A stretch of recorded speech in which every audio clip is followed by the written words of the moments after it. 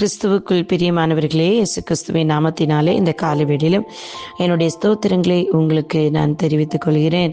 இந்த நல்ல நாளிலும் கூட 1 ராஜாக்கள் 5ஆம் அதிகாரம் 13ஆம் வசனத்தின் கடைசி பகுதியை நான் வாசிக்கிறேன். என் ஜனமாகிய இஸ்ரவேலை கைவிடாதிருப்பேன் என்றார். ஆமேன், அல்லேலூயா, ஸ்தோத்திரம். என் ஜனமாகிய இஸ்ரவேலை, இன்றைக்கு எக்ஸாம் எழுத காத்திருக்கிற பிள்ளைங்க, படிக்கிற பிள்ளைங்க, ஒவ்வொரு வாலிப பிள்ளைகளையும் பார்த்து தேவனாகிய கர்த்தர், என்னுடைய பிள்ளைகள் நீங்கள் இஸ்ரவேலர்களாகிய என்னுடைய பிள்ளைகள் என்று சொல்லி தேவன் சொல்லுகிறார். அங்கே புதிய ஏற்பாட்டில் பார்த்தீர்கள் என்றால் கானானிய ஸ்திரீ இடத்தில் இயேசு கிறிஸ்து சொல்வார், இஸ்ரவேலர்களாகிய என்னுடைய பிள்ளைகளுக்காக தான் வந்தேன் என்று சொல்லுவார். இன்றைக்கும் உங்களுக்காக தான் இயேசு கிறிஸ்து பரலோகத்திலிருந்து இறங்கி பூமிக்கு வந்து அவருடைய இரத்தத்தை சிந்தி உங்களை மீட்டிருக்கிறார்.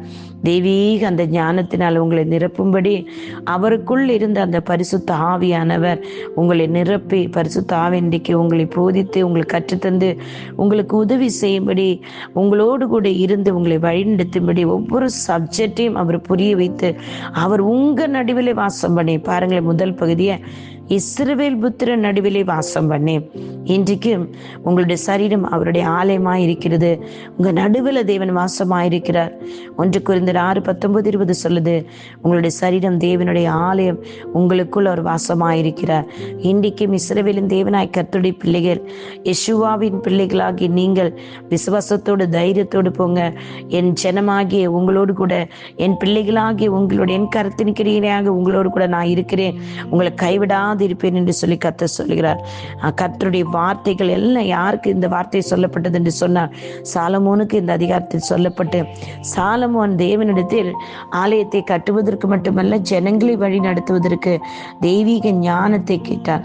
அப்ப தேவனிடத்தில் ஞானத்தை அவன் கேட்டபடினால் அவன் கேட்காத ஐஸ்வர்யமும் கொடுக்கப்பட்டது போல, இன்றைக்கு எக்ஸாமுக்காக ஞானத்தை கேட்கிற ஒவ்வொரு பிள்ளைகளுக்கும் என் தேவனாகிய கர்த்தர் ஞானத்தை தந்து அவர் உங்களோடு கூட இருந்து உங்களுக்கு எக்ஸாம் எழுத அவர் உதவி செய்வாராக. பரிசுத்த ஆவியானவர் உங்களோடு இருந்து உங்களை போதித்து கற்றுத்தந்து வழிநடத்துவார். பயப்படாதீங்க, கலங்காதீங்க. கர்த்தருடைய கரம் உங்களோடு கூட இருக்கிறது. கர்த்தருடைய கை உங்களை கைவிடாதிருப்பேன் என்று சொல்றார்.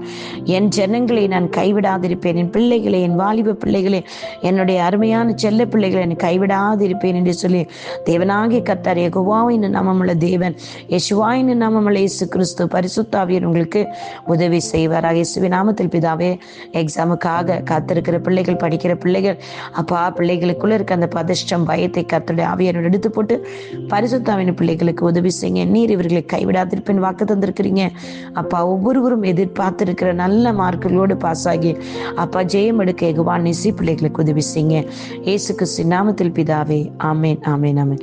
God bless you, God bless you. உங்களுடைய சகோதரி வாஞ்சல் ஷீலா ரசரியோ. ஆமேன்.